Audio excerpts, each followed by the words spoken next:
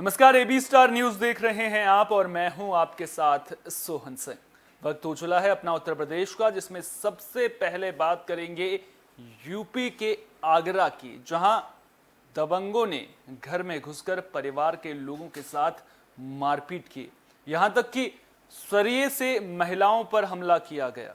सवाल उठता है कि जिस यूपी में कानून व्यवस्था की बात हो रही है, आखिर उसी यूपी के आगरा में बदमाश कैसे इतने बेखौफ हो गए हैं और इन बदमाशों पर आखिर कार्रवाई कब होगी। आगरा फतेहाबाद रोड थाना डौकी क्षेत्र से दबंगों की दबंगई का यह मामला सामने आया है। दरअसल पड़ोस में रहने वाले कई दबंग व्यक्तियों ने सोम प्रकाश नाम के शख्स के पूरे परिवार के सदस्यों पर लाठी डंडों और सरियों से हमला कर दिया। इस घटना में परिवार के 6 सदस्यों को हॉस्पिटल में भर्ती कराया गया। यहां तक कि महिलाओं को घर से बाहर खींच कर उनके साथ अभद्रता भी की गई। इस घटना की सूचना तत्काल क्षेत्रीय चौकी और थाने में दी गई। पीड़ित की ओर से दी गई तहरीर के आधार पर मुकदमा भी दर्ज किया गया, लेकिन महिलाओं के साथ हुई अभद्रता के अंतर्गत बन रही धाराओं को कहीं भी दर्शाया नहीं गया। परिवार की महिलाओं के साथ हुई अभद्रता पर बन रही धाराओं को एफआईआर में अंकित कराने और अपराधियों की गिरफ्तारी की मांग को लेकर दर-दर की ठोकरें परिवार के लोग खा रहे हैं। वहीं वरिष्ठ पुलिस अधीक्षक के आश्वासन के बावजूद अभी तक कोई सुनवाई नहीं हुई है।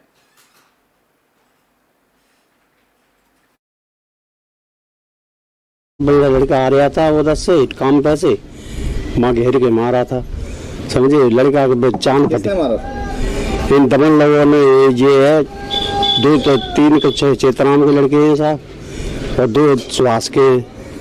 कब की घटना थी ये साहब? 9 तारीख की बात है। 9 तारीख की घटना। हाँ। तो आपके परिवार में कौन कौन व्यक्ति थे जिस टाइम? मेरे परिवार में साहब मेरी लड़की थी, मेरी बहू थी, और 2 बहू थी मेरी, एक लड़की थी, समझे, और मेरी घरवाली थी, और मैं था, और मेरा एक छोटा लड़का था, और एक वो आया था। सर हमें तो कुछ नहीं, हम तो अपने घर में बच्चों के साथ बैठे थे। ठीक है, हम पे तो आए कि हमला करो, डायरेक्ट लूट मार।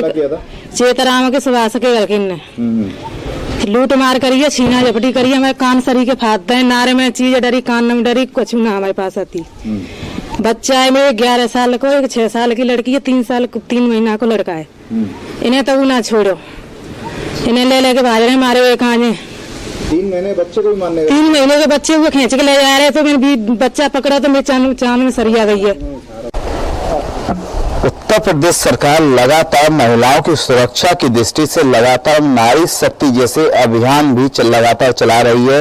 वह नारी शक्ति अभियान के अंतर्गत लगातार पुलिस प्रशासन को हिदायत भी दी गई है, नारियों के ऊपर हो रहे अत्याचारों पर तत्काल कार्रवाई करते हुए पीड़ित को जल्द से जल्द इंसाफ देने का प्रयास करें, लेकिन ये कहीं ना कहीं प्रयास विफल होते हुए दिख रहा है। ऐसे ही घटना फतेहाबाद रोड स्थित 9 मील की सामने आई है, जहां पे एक ब्राह्मण परिवार के ऊपर कुछ अनगिनत दबंग व्यक्तियों ने घर पे चढ़कर महिलाएं, बच्चों व बुजुर्ग व्यक्तियों तक को प्रहार कर डाला, लाठी डंडों से प्रहार किया व लहूलुहान कर दिया, जिसमें से उनके कुछ परिवार के सदस्य हॉस्पिटल में भर्ती हैं, गंभीर हालत बताई जा रही है। दूसरी बात यहाँ सामने आती है, महिलाओं के ऊपर जो अत्याचार किया गया, जो उनका मारपीट की गई, जो उनके कपड़े तक फाड़े गए, वो एक गंभीर धाराओं के अंतर्गत आता है। लेकिन पुलिस प्रशासन या कहे क्षेत्रीय थाना ने कहा कि उन धाराओं पर मुकदमा ना दर्ज करते हुए नॉर्मल धाराओं में मुकदमा दर्ज किया गया। वह अभी तक किसी भी अपराधी की गिरफ्तारी नहीं हुई है। देखना यह होगा पीड़ित परिवार पर प्रहार करने वाले उन सभी अपराधियों की कब तक गिरफ्तारी होती है। वह महिलाओं पर हुए अत्याचार जो जिन धाराओं पर मुकदमा दर्ज होना चाहिए थी, क्या उन धाराओं पर मुकदमा दर्ज हो पाएगा। मैं योगेश चौहान, कैमरामैन शिवम अरेला के साथ, एबी स्टार न्यूज आगरा। वहीं बरेली के सीबीगंज में रात में दलित युवती का पुलिस की मौजूदगी में अंतिम संस्कार कर दिया गया, जिसके बाद हाथरस कांड की यादें लोगों के जहन में जरूर ताजा हो रही हैं। पुलिस की मौजूदगी में रात में ही दलित युवती के शव का अंतिम संस्कार करा दिया गया। इस दौरान पूरे इलाके को छावनी में तब्दील कर दिया गया। थाने के सामने शव रखकर प्रदर्शन और रात के वक्त पुलिस की मौजूदगी में होता अंतिम संस्कार की ये तस्वीरें बरेली के सीबीगंज थाना इलाके की हैं, जहां एक दलित युवती की मौत के बाद जमकर बवाल हुआ। वहीं मामले को लेकर एसएसपी रोहित सिंह सजवाण ने बताया कि एक 19 साल की दलित युवती का एक लड़के के साथ प्रेम संबंध था, जिससे युवती गर्भवती हो गई थी। इस दौरान युवक ने उसे निजी अस्पताल में भर्ती कराया, जहां उसका गर्भपात करवाने की कोशिश की गई। गर्भपात के दौरान ज्यादा ब्लीडिंग होने की वजह से युवती की हालत ज्यादा बिगड़ गई, जिसके बाद उसे दूसरे अस्पताल में ले जाया गया, जहां इलाज के दौरान उसकी मौत हो गई। पुलिस ने परिजनों की तहरीर पर मुकदमा दर्ज कर आरोपी युवक को गिरफ्तार कर लिया है। पुलिस ने शव का पोस्टमार्टम करवाकर शव घर वालों को सुपुर्द कर दिया था, जिसके बाद परिजन शव लेकर सीबीगंज थाने में पहुंच गए। उनके साथ पूरा गांव भी पहुंच गया और थाने के बाहर जमकर हंगामा हुआ, जिसके बाद पुलिस ने रात में ही युवती का अंतिम संस्कार करवा दिया। इस दौरान कई थानों की पुलिस मौजूद रही।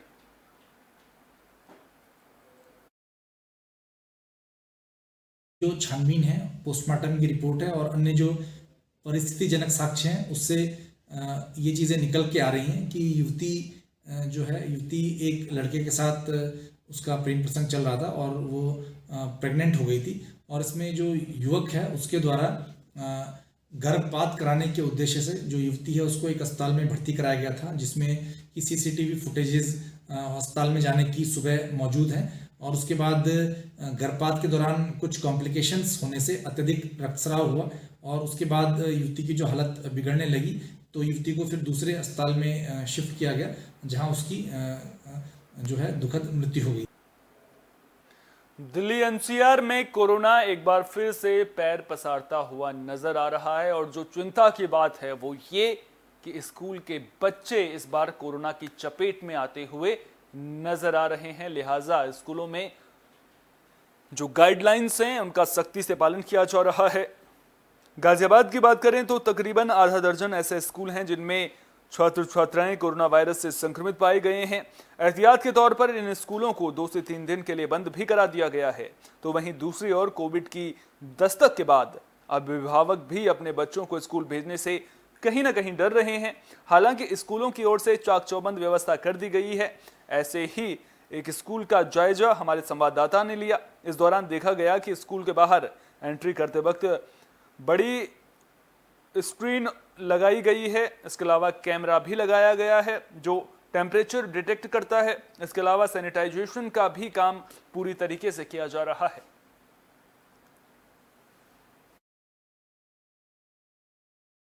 सर, हमारे स्कूल में मास्क पहनना बहुत इंपॉर्टेंट है। हम लोग कोविड प्रोटोकॉल्स को बहुत फॉलो करते हैं, दे आर मैंडेटरी। हर स्कूल में, हर क्लासेस में हमारे सैनिटाइजेशन बोर्ड्स हैं, बॉक्सेस हैं, and we are not allowed to we are not allowed without mask in the class. अगर कोई बच्चा मास्क नहीं पहनता है तो टीचर उन्हें वो गाइड करती है। लाइक जूनियर्स ओनली, उनको मतलब मास्क पहनने का मतलब we are like chill, but लेकिन हम ही खुद बोलते हैं 12th सीनियर्स कि प्लीज़ मास्क पहन लो, फिर आप ही लोग को कोविड होता है। एंड वैक्सीनेशन कैंप्स भी किए गए हमारे स्कूल में। एंड बस स्कूल में डर नहीं होना चाहिए। अभी तक तो ठीक ही रहा है। स्कूल की तरफ से जो भी प्रिकॉशन लेने चाहिए वो लिए हैं स्कूल ने, तो मुझे लगता है आगे भी ऐसा चलता रहना चाहिए। स्कूल पूरी तरह से सुरक्षित है बच्चों के लिए और फॉर्चुनेटली अभी कोई केस नहीं आया है। स्कूल के बाहर से ही, जब एंट्री से ही हमारा वो कैमरा लगा हुआ है जो कम से कम 40 बच्चों की एक साथ एंट्री पर उनके माथे पर टेम्परेचर अंकित कर देगा, दिखा देगा। अगर उनका टेम्परेचर जितना भी है 99 से लेकर जो भी अगर है तो वो दिखा देता है। और वहीं से ही टचलेस सैनिटाइज़र लगा हुआ है जिसे वो टच करके सैनिटाइज करके आते हैं और मास्क पहन के आते हैं। पूरा स्कूल बाद में सैनिटाइज होता है ख़त्म हो जाने के बाद। तो स्कूल में पूरी प्रोटोकॉल के साथ हम लोग चल रहे हैं, चाहते हैं कि बच्चे सेफ रहें। और इसके साथ वैक्सीनेशन ड्राइव भी बहुत सारी हो चुकी हैं और काफ़ी हद तक बच्चे इस उम्र के वैक्सीनेट हो चुके हैं। यूपी के महोबा में उद्यान विभाग किसानों के लिए मददगार साबित हो रहा है। यहाँ किसान बागवानी के गुर सीखते हुए नजर आ रहे हैं। इसके अलावा उद्यान विभाग की ओर से किसानों को पौधे की खेप भी दी जा रही है। तो यूपी के महोबा में जिला उद्यान विभाग ने अन्नदाताओं को लाभकारी योजनाओं का सीधा लाभ दिया है। नर्सरी के जरिए किसानों को बागवानी के गुण सिखाने के साथ ही पौधों की खेप दी जा रही है। हाल ही में चित्रकूट धाम मंडल से आई टीम ने पौधशाला का निरीक्षण करने के साथ बेहतर काम करने के लिए जिला उद्यान विभाग में स्थापित नर्सरी की खुलकर तारीफ की है। बता दें कि मुख्यालय में बने सरकारी नर्सरी को साफ सफाई व्यवस्था दुरुस्त रखने के साथ ही दिए गए लक्ष्य को प्राप्त करने के लिए इसकी जमकर तारीफ भी की जा रही है।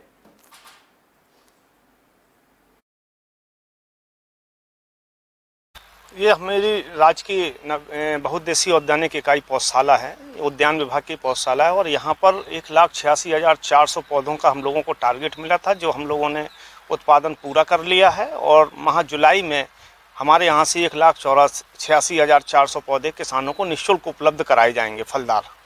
इसके साथ ही ये जनपद महोबा के लिए खुशी की बात है कि महोबा में रूरल कलेक्शन सेंटर, औषधि रूरल मतलब औषधियों का एक कलेक्शन सेंटर बनने का जो है स्वीकृति भी मिल गई है, पास हो गया है और पैसा भी रिलीज हो गया है और इस साल बनकर तैयार भी हो जाएगा। ये अच्छी शुभ समाचार है महोबा का। कल विश्व धरोहर दिवस था। इस मौके पर स्मारकों में और प्रसिद्ध जगहों में फ्री एंट्री दी गई, जिसका पर्यटकों ने जमकर लुत्फ भी उठाया। तो विश्व धरोहर दिवस के मौके पर ताजमहल समेत सभी स्मारकों में निःशुल्क प्रवेश दिया गया।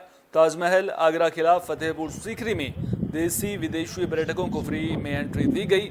इस दौरान फतेहपुर सीकरी में फोटो प्रदर्शनी का भी आयोजन किया गया। इसमें सभी स्मारकों पर धरोहर के संरक्षण के प्रति पर्यटकों को उसकी जानकारी दी गई और ये बताया गया कि जो हमारी धरोहरें हैं वो हमारी अगली पीढ़ी तक पहुंचे, उनके बारे में उन तक जानकारी पहुंचे। इसके लिए इनको संरक्षित रखना, इनको सुरक्षित रखना हम सभी की जिम्मेदारी है।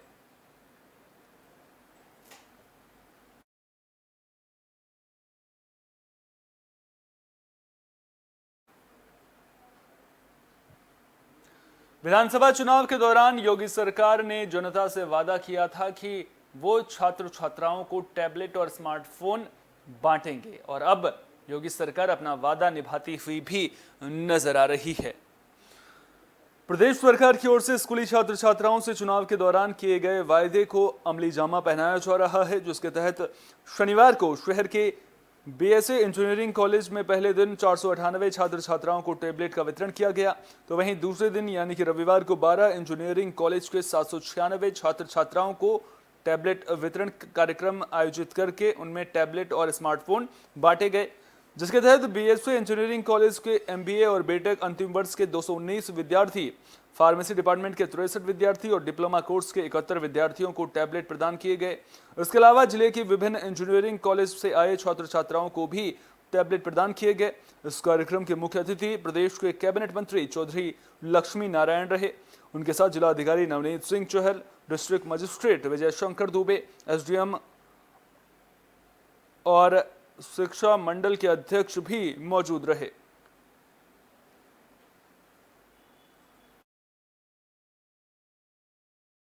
भारतीय जनता पार्टी के संकल्प पत्र में ये लिखा था कि हमारे जितने भी टेक्निकल और जितने भी ग्रेजुएट के हमारे छात्र हैं उन सबको हम ये टैबलेट देंगे। चूँकि आज भारत पूरे विश्व में टेक्निकल लाइन में अपना एक महत्वपूर्ण स्थान बना रहा है, उसको बढ़ावा देने के लिए आदरणीय योगी जी ने और आदरणीय मोदी जी ने जो संकल्प पत्र में समावेश किया था, आज उसी को पूरा करने के लिए प्रथम बार यहाँ बीएसए कॉलेज के प्रांगण में ये टैबलेट वितरण किया गया है। पीलीभीत में शराब भट्टी के खिलाफ महिलाओं में आक्रोश देखने को मिला है। दरअसल मोहल्ले के बीच में ये शराब भट्टी मौजूद है, जिसकी वजह से महिलाओं को, छात्राओं को दिक्कतों का सामना करना पड़ता है। लिहाजा अब महिलाएं ये कह रही हैं कि इस शराब भट्टी को दूसरी जगह शिफ्ट करा दिया जाए। पीलीभीत सदर कोतवाली इलाके के मदीना शाह स्थित बिजली घर के पास से शराब भट्टी की जगह में बदलाव को लेकर महिलाओं ने जमकर हंगामा किया। इस दौरान मोहल्ले के बीचों बीच स्थित शराब की भट्टी पर महिलाओं का प्रदर्शन देखने को मिला। महिलाओं ने शराब भट्टी को लेकर आपत्ति जताते हुए रास्ते में शराब की भट्टी से निकलने वाले शराबियों के भद्दे कमेंट को लेकर विरोध किया। उनका कहना है कि स्कूल कॉलेज जाने के लिए निकलते वक्त छात्राओं और महिलाओं को बहुत ही परेशानी होती है। जिसके बाद हंगामा बढ़ता देख सूचना पर मौके पर कोतवाल नायब तहसीलदार भी प्रदर्शन स्थल पहुंचे और हालात का जायजा लिया। तो साफ तौर पर महिलाओं का कहना है कि जब स्कूल के लिए इसके अलावा किसी भी काम से महिलाएं घरों से बाहर निकलती हैं तो जो शराब भट्टी के बाहर मौजूद रहते हैं वो तरह तरह की कमेंट्स करते हुए नजर आते हैं। लिहाजा आप मौके पर देख सकते हैं कि बड़ी संख्या में मौजूद नजर आए। साफ तौर पर देखना दिलचस्प होगा कि महिलाओं की मांग आखिर कब तक पूरी हो पाती है।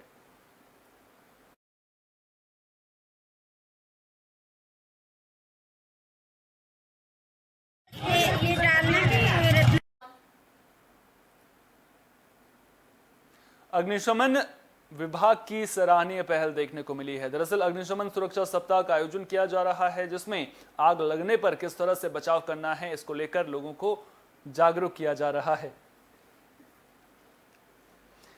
अग्निशमन विभाग की ओर से अग्निशमन सुरक्षा जागरूकता अभियान के तहत सोमवार को गाजियाबाद के वैशाली में मैक्स हॉस्पिटल में mock drill, fire drill hospital प्रबंधन, फायर ब्रिगेड और पुलिस की ओर से संयुक्त रूप से किया गया, जिसमें आग लगने के समय किए जाने वाले कार्रवाई का अभ्यास किया गया। इस दौरान भर्ती मरीजों और कर्मियों को सुरक्षित निकालने का भी अभ्यास किया गया, जिससे काफी संख्या में अस्पताल प्रबंधन के अलावा अस्पताल कर्मचारियों ने भाग लिया और आग लगने की स्थिति में बचाव कार्यों के बारे में भी जाना है।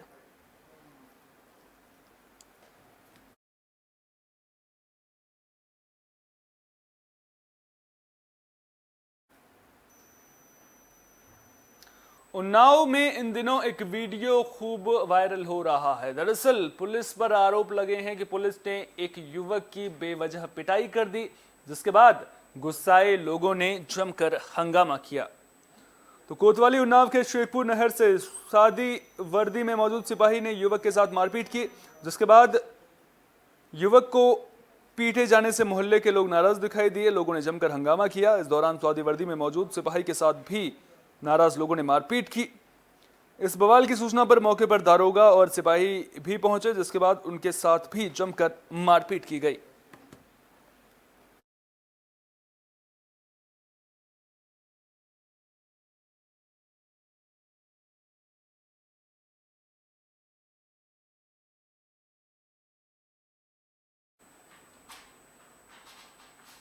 तो उन्नाव से सामने आ रहा ये मामला हैरान करने वाला है। सवाल उठता है कि अगर इस तरह की घटनाएं सामने आएंगी तो फिर पुलिस और लोगों के बीच जिस सामंजस्य की बात होती है, जो सामंजस्य होना बेहद जरूरी है, आखिर वो कैसे बनेगा। खैर, फिलहाल के लिए खबरों में इतना ही। देश दुनिया की तमाम अहम खबरों के लिए बने रहिए AB स्टार न्यूज के साथ, क्योंकि यहां पर खबरों का सिलसिला कभी नहीं थमता।